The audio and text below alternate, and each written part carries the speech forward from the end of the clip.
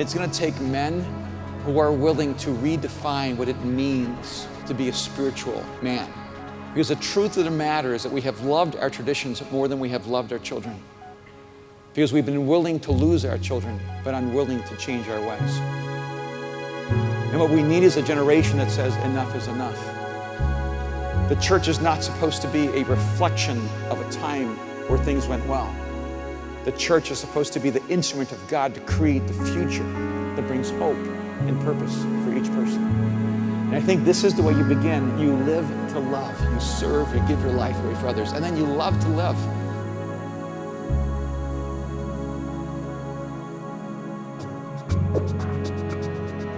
Jesus calls us. Jesus calls us to the narrow way. Jesus calls us to a life less ordinary. Life less ordinary. Less ordinary.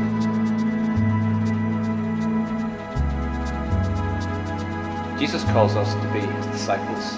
In our churches, in our workplaces, in our homes. In our workplaces. In our homes. In our churches. In our workplaces. In our homes. In our workplaces. In our homes. In our churches. In our workplaces.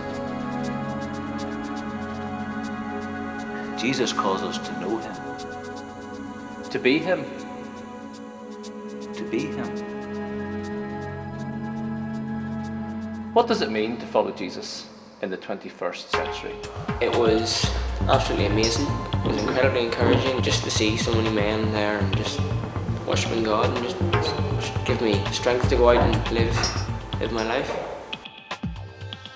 Mandate is always an encouragement in terms of reminding us about the local church being what God uses in the world. And this year, Erwin gave us a brilliant example, a brilliant illustration of the local church and what it should be like.